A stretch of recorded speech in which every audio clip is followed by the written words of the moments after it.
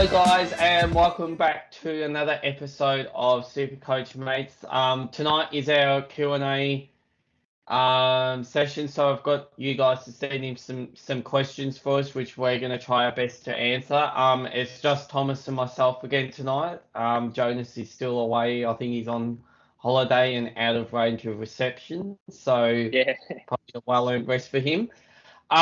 So we're just going to get straight into it now. So, our first question of the night comes from Mark, who can't decide between Callum Mills, Bailey Smith, or Tom Green for an upgrade in their midfield. I'm not sure where I sit on this one. Maybe you might be able to help him out here, Mark, because I had a look at, Thomas, because I had a look at this question. And I think all three of them have upside, and I think all three of them have flaws. So I'm sitting on the fence with this one. Yeah, it's a good question. I would probably, if I had to rank them 1, 2, 3, I'd most likely go 1, Bailey Smith, 2, Tom Green, and 3, Callum Mills. So, yeah, so Bailey Smith is an interesting one. Obviously, Lockie Hunter out with indefinitely with personal leave, and we're not sure exactly when he'll come back. I don't know if that affects Bailey Smith's role and if that he pushes onto wing, but I was listening to the Dr. Supercoach podcast and it's a footy training and heard that I think Pistol mentioned about the amount of time on ground Bailey Smith is achieving, and he's pretty much hitting above 90% time on ground. So as a midfielder, as this Pistol said in the Dr. Supercoach podcast, it basically means that you're not getting off the field for a rotation, which is useful, and I guess that kind of correlates to his scores. He's also attended a lot of CBAs in the previous game versus North Melbourne, which basically meant that he missed out on that forward DPP that he was pretty close to getting. So he's one that I think at 522 you're paying a bit unders for. If he was a forward eligible, I think you pretty much lock him to the bank with that kind of scoring potential. I think if he's on the ground that long, he's just going to get touches regardless of how well or bad he plays. And his fitness, his aerobic base is really electric. He's kind of now being considered to your Petrarcas, where he can burst open a game real quick. Tom Green, I guess, is more of a safer pick out of the three. He's kind of shown with it's kind of almost his breakout year in a sense, but I guess we've got Toby Green to come back into that side on Friday night or tomorrow night actually against our mob. So it'll be interesting to see how he goes with him in the mix as well. But I wouldn't be surprised if you go Green, you pretty much know what you're going to get with him at this stage. Mills is an interesting one. Obviously, went gangbusters last season and claimed his status as a kind of primo mid. At the moment, I'd say you're paying $576, which I'd say is a little bit high for at the moment what he's achieving. There's always that risk of the Achilles injury, which doesn't help his claims. And he's come off that Achilles going into the preseason this year. So I would say Smith is your best bet if you have to take the pick, and you're saving yourself, upwards of 50K compared to Mills and 20K to Green. And I think the upside's there. Obviously, you've got McRae, Dunkley, Bontempelli perhaps may come into your team, and then you got English as well, who's out with a hamstring concern at the moment when the team's got released earlier this evening. But yeah, I'd say Smith is the way to go if I was in your shoes, Mark. Yeah, and it's interesting about this because obviously, as you can probably see there on the screen, Bailey Smith's the cheaper one out of the two. And I did watch I think it's Pure Footy podcast with David King and Daniel Hoyne from Champion Data. And they've identified he's actually had a bit of a role change this year. So he's spent 66% of the time in the centre bounce, which is why he's currently the number one disposal winner in the game at the minute. If you look at it as an average, obviously he's missed a game. But the thing that's letting him down is he's kicking inside 50. So I think they identified his second worst kick inside 50 in the competition at the minute. So I think if he can fix that up, I think if he can sort of start hitting some more targets, that average is going to climb well above 119. So I think there's upside in Smith at that price. And I think Tom Green, I feel like you've missed a boat on Tom Green. Obviously he's probably going to be around the mark, but I just don't know if I can pay 547 when he was 430 at the start of the year. So I think that's probably where I sit there, and I think Cullen Mills is. If you want someone off history, probably Cullen Mills is probably the best bet because he's done it before. But I think the other two have more upside. Yeah. That's sort of where I sit. But yeah, that Bailey Smith one is an interesting one. I think that's definitely something to keep watch on. Is if he fixes up his disposal efficiency, he's probably going to skyrocket. So. That's something to watch out there for. So Joseph is seeking a question. So Rowell, Jason Horn, Francis, or I presume that's Thompson Dow out, and Petrarca and Malcolm Rosas in. I can't fault those trades. My only thing is I'm not sure if Rowell is exactly a high priority to get rid of. I think his break-even this week is 103, so it probably is the week to get Rowell out, to be honest with you. But I'm gonna hold him. I think he's still got upside. And I think we've probably got to get rid of these rookies before we get Rowell out. But I'll say what you think, Thomas. Yeah, I'm pretty similar boat with the trade that I'm contemplating of doing, trying to get Petrarca in. Rosas is an interesting one. He racked up ridiculous numbers in the VFL, and I think he's improved his game even more so to last year. Last year was a fringe player at the Suns and really didn't get a look in, and I think now it's his spot to lose essentially. In that half forward role, he's 74 and 73 are definitely two scores not to be frowned upon. Obviously against lesser opponents, I guess St Kilda and Carlton were not the most contested games in the world, I think, in comparison to, say, Brisbane this weekend. So who knows what score he'll pop out this weekend. But, yeah, he's definitely capable. And I think if that allows you to get to Petrarca, who's going to be, I would say, you're getting at his lowest point. I can't see him going less than 550k. Maybe he goes one more under if he doesn't hit his break even. I think it's 132, which it says there. And I think he's got a pretty soft run up, and he could be very damaging against the Tigers, who tend to leak midfield points. And someone like Petrarca could go gangbusters against a really kind of deficient midfield with Richmond not really stacking up against, say, an Oliver and a Petrarca. Yeah, it's interesting actually you talk about Richmond. I actually, we might talk about this later on, but I noticed that Melbourne have a couple of big outs, with Lever being one of the outs. And I spoke about this on the Monday or Tuesday podcast whenever we did it about Bolter going forward on Stephen May. I think that now has to be a given, given that Lever's not there. I think they've got to try and tag May out. So Richmond's turnover game is actually still one of the best in the league. They're just not defending well. And I think Dylan Grimes is a big part of that. But their turnover game, like once they turn the ball over, they're still getting a look in the front line. So I don't think it's completely lights out for the Tigers, but yeah, I think Petrarca is just about the best player in the league at the minute. So I think if that's the way you want to go, Joseph, and get Petrarca in, I think now's probably the best time to do it, because I think he's just going to keep stringing together these sort of 120, 130 point games. And he's a big game player as well. Loves the big occasion.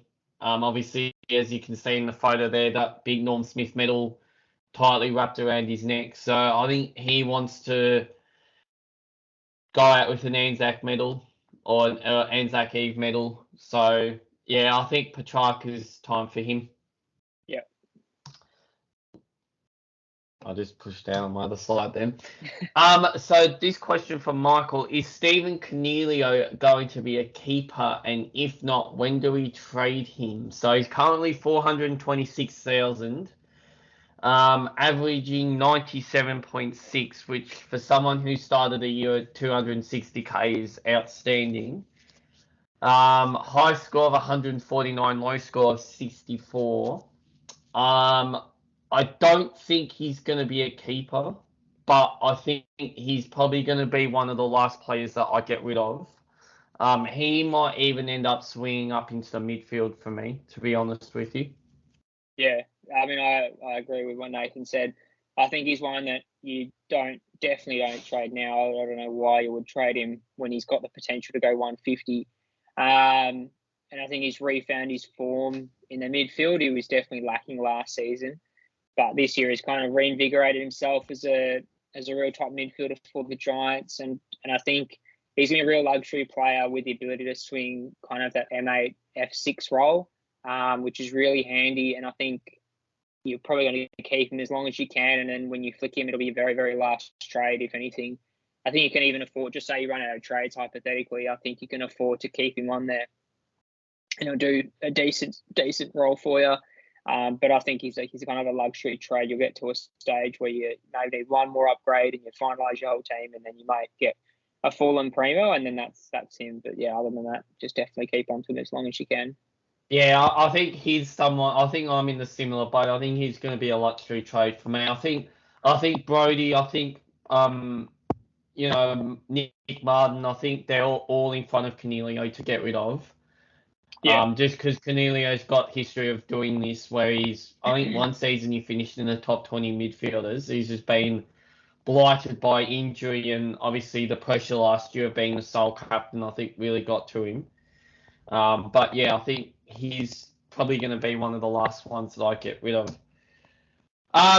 Worth trading Brody Grundy. So, short answer here, no. I don't think you can trade Grundy. I'll show you why. So, I know he's got a high break even, 150. But we said this about Max Scorn after round 2 when he had those low scores in the 90s. And he has got 117, 160, and 130 in his last 3 games, and has pretty much made back his entire price from the season he started off at. So I think the only way I would trade Grundy is if I was going to Sean Darcy, who's probably the only other big guy you would probably consider. Otherwise, I think it's just riding out Grundy's low and high forms. I don't think he's been that bad. And last week, I think he got double teamed last week by McInerney and Darcy Ford as well. And Darcy Ford as well. So it's probably not the greatest game for Grundy, but I think this week against Essendon, I think Essendon are in struggle streets. And I think if this is a game where he's going to make a statement, I think this is going to be a big stage. I'm going to probably be rucking against Sam Draper, probably solo. So I think this is Grundy's game. I wouldn't surprise if he actually got 150 again this weekend. I think he's a captaincy option this week. I'd probably be ballsy to do it, but yeah, given he scored 53 last week. But I think if you're scratching around for a bit of a pod captain, I wouldn't mind giving Grundy a chance.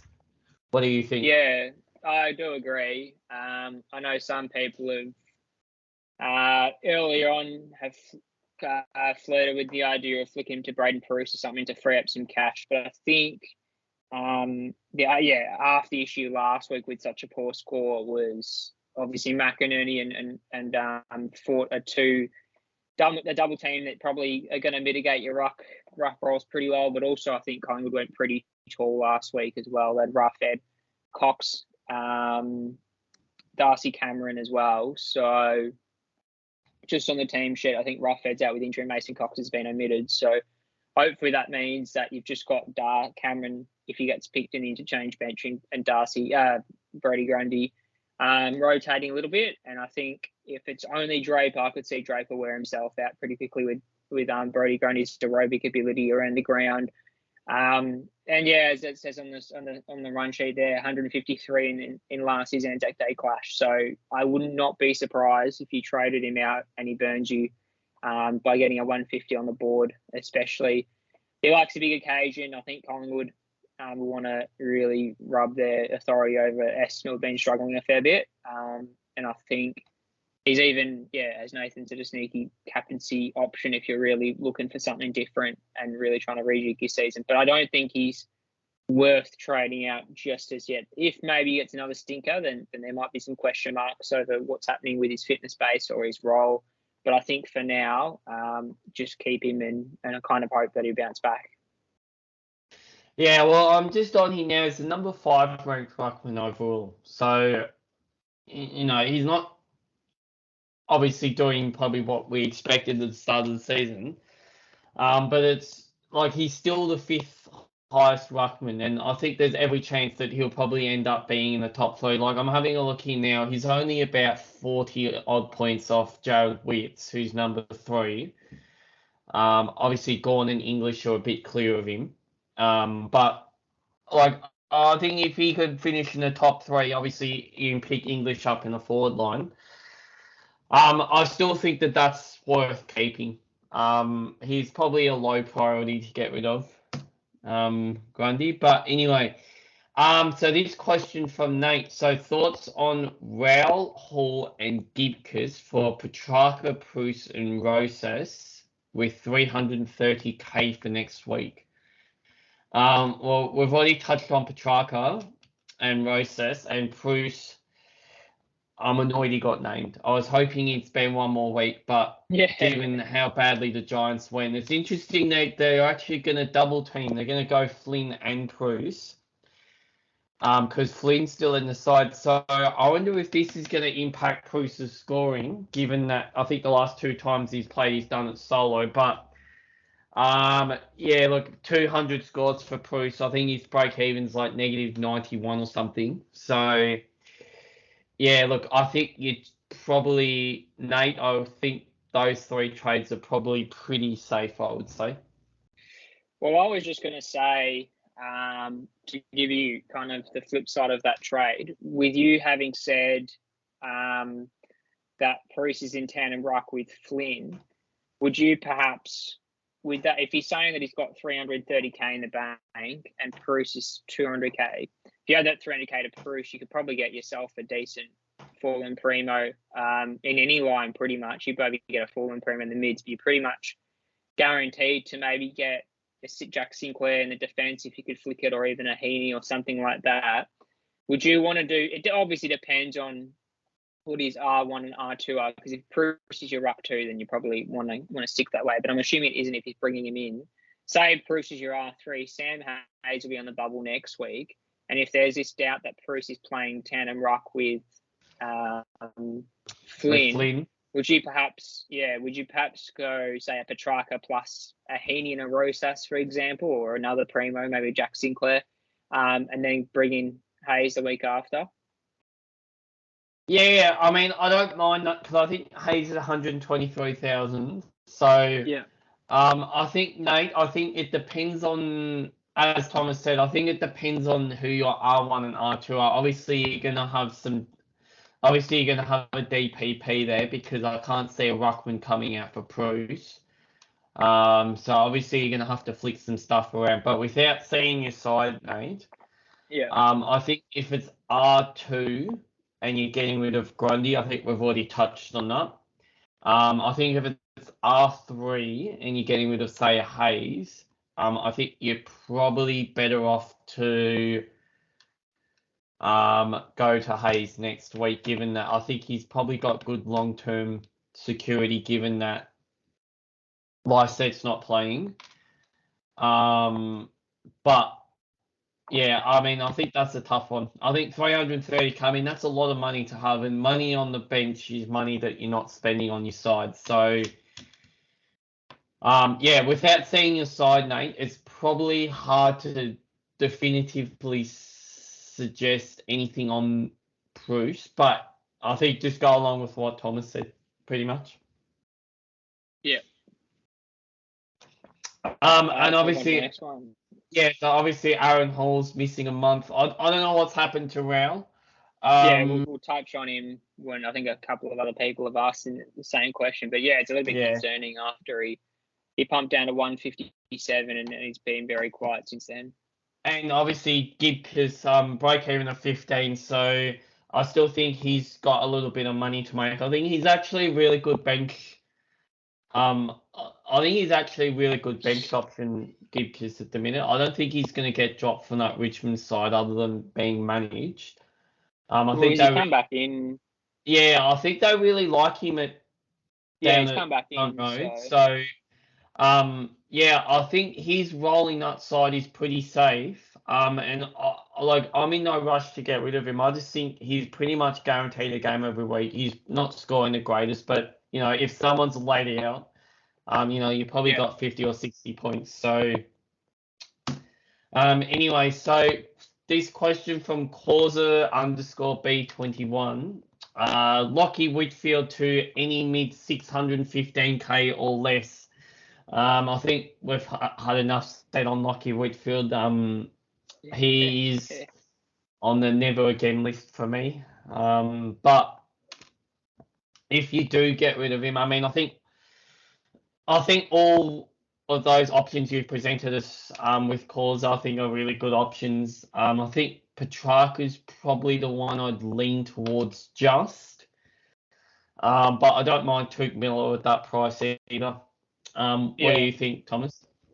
Yeah, Petrarca stands out as a key one for me. I think Brayshaw is probably one that you could argue just scores really well if he's not tagged. Bontempelli, I think might creep into a few people's sides eventually, even if he does get forward status, which could well be a possibility.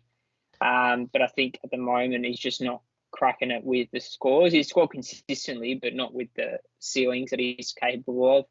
I think Ben Keys is one that you could potentially go as a real POD with 2% of side selecting him.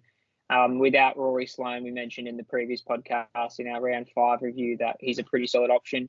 But I think if you're comparing it to Petrarca, you're getting Petrarca 15k cheaper. I'd say Petrarca, or even I'd say Touk Miller is probably the pick of the bunch because he's 100k down from what he started with if you don't have him. But if you do have him, then I think Petrarca might be the best one to go for if you don't have him. But yeah, we've given you a few options there. But I want to ask you this question, Nathan. Is there actually any merit in holding Whitfield? The reason I say this, I know he's been shocking since everyone picked him and I got suckered into him as well. Who knows if there's an injury underneath all this but that we're not hearing about. But yeah, he said 25 disposals against Melbourne, which is nothing to shy against. He scored 100 in AFL fantasy, which is actually quite impressive considering that, I think the top scores in AFL fantasy usually about 120. So definitely shown that I think he just butchered it very early on and really just wasn't, couldn't really rebound. But is there merit in holding him at a 460k option? Well, I'm just on here now looking at his stats, and his stats are he's pretty much sort of at his career average this season, and he's doing these scores. So I don't know, he's sort of in a bit of no man's land. If I have a look on here, so obviously you guys can't see my screen on here now, but he's 22.8 disposals, his career average is 23, his kicks are 14.4, his career is 13.8. His marks are 6.8, which is above. His tackles are 3, which are above. His meters gained is 407, which is above. His fantasies 89, which is slightly down. Yeah. So I don't know what to make of him. I feel like that it's maybe a little bit of a position change for him. I think he's playing a lot more forward, and I think that's probably hurting him because I think these other guys like Cumming and whatnot have probably gone past him in that backline role. So he's sort of just I think, being used yeah, in a sort of a high half forward role, and he's just not having the same impact with his disposals as what he has been. And I think there was one thing where I saw he basically was in a 50-50 contest and he lost the ball, he just gave up. yeah, Look, I think you'd be hard pressed to keep him. I think if you can get rid of him, yeah. I This don't would think probably it's be the the week to worst do it. decision. But I think if you're like me, I think I'm just going to go down with the sinking ship, given that there's still rookies on the field, and just hope that he can eke out sort of an 80 average from here on. And then we can get him up to, like Pendlebury or someone like that, at the buys. That's probably my Yeah, aim. and that's a fair call. And I think he's still showing he can score in some degree. It's just, his efficiency's letting him down. I think the uncontested footy, SuperCoach wise, doesn't really help him either. No, so Lockie's asked this question. So Jason Horn-Francis and Rowell to Hobbs and Green, a safe trade. So obviously Ben Hobbs, 153, highly touted kid at the Bombers. And obviously Horn-Francis, bit of a down week last week. But I like the Rowell to Green trade. Yeah, I think if you can do that, Lockie, do that. But I wouldn't be getting rid of Horn-Francis. And I think if you do, I don't think I'd be going down to Ben Hobbs because, as we always speak about on this, you don't pick players unless they're on the bubble. Ben Hobbs has played one game. He could come out this week and do his ACL and he misses 12 months and you've burnt a trade on someone who's not going to go up in price. So I think yeah, just get one more look at Ben Hobbs. He got 65. Very impressive on debut, but just have another look at him and just get him on the bubble next week. What do you think on that? yeah. So Hobbs, apparently I didn't watch the game because I was on holidays, but yeah, Hobbs looked pretty impressive from all reports. But as Nathan said, I just wouldn't worth bringing him in on early when you got Rosas as well. Even though Rosas would pump out a really poor score, he's at least going to be playing and making you money. And it gives you another look at a free hit at bringing in Hobbs next week. So I'd rather even save yourself 20k, and you could get Petrarca even perhaps if you're stuck for cash. Green is a pretty good option, I think. Horn-Francis had a really poor score of 39, but I think, that's got something to do with how bad North played against the Dogs outfit. Yeah. And I think he scored quite well in like the last quarter or the last two quarters to save his score from an absolute shithouse. I think he was on -4 or something in quarter time. Yeah, he was. Stupid. Yeah, so he bounced back, not too bad. Obviously, that hurts his break even. I wouldn't be surprised if he gets that break even or close to. But I think if you're utilising that money to get to as you said, they're Lockie, a Green or a Petrarca or even a Bailey Smith, I'd be looking at. You may as well do it now because there's a good chance that Horn-Francis tires out a little bit and then scores your 50s to 60s and then really stagnates his cash.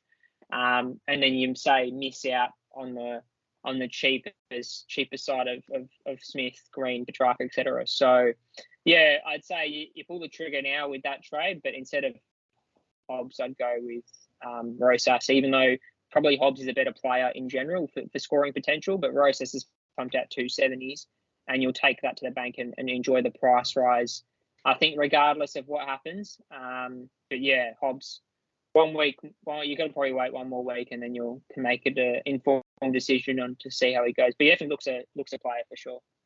Yeah, and I think the other thing too, I think North Melbourne this week are playing in Tasmania.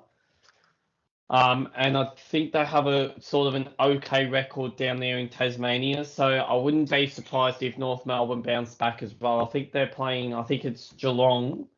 Yeah, it's a tough game, but It's a hard game, but North Melbourne, they have taken some scalps down there, down in Tassie. So I don't think they're going to win, but I can probably safely say now I don't think they're going to lose by 100 points.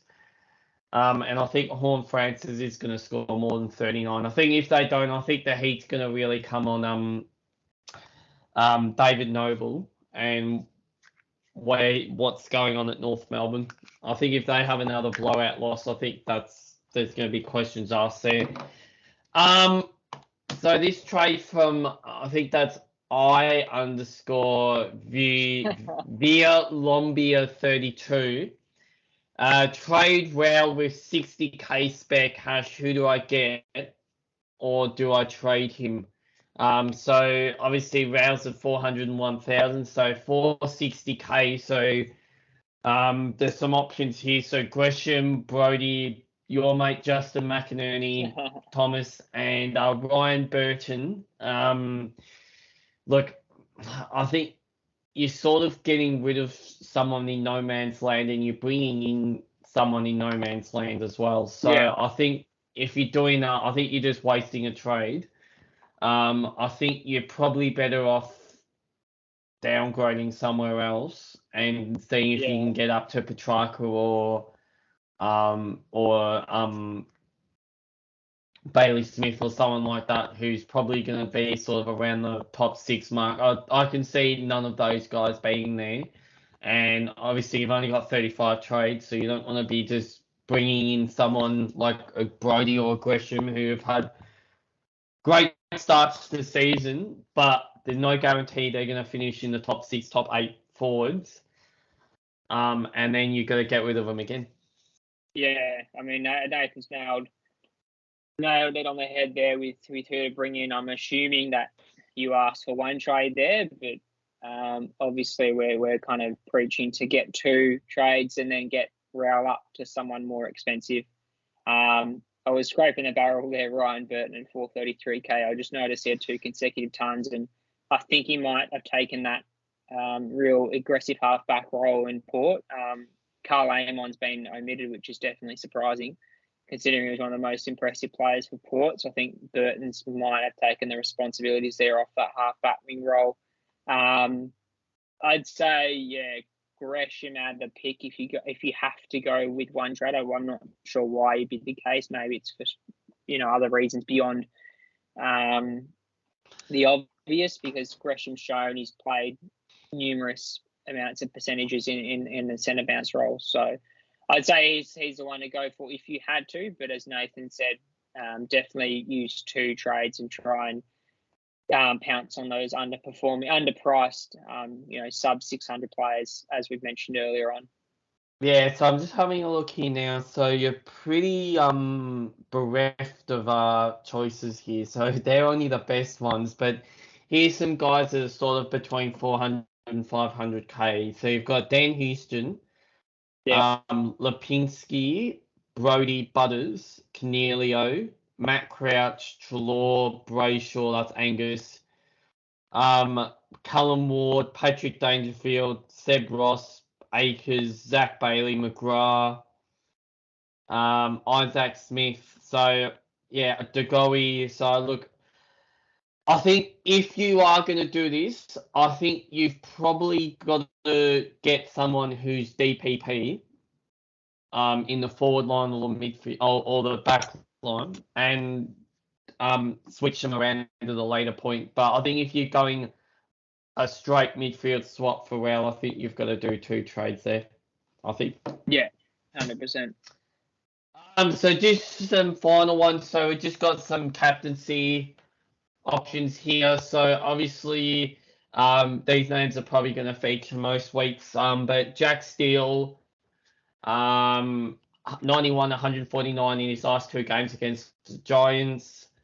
Oliver, obviously contested ball beast. Petrarca doesn't mind the big stage. McRae,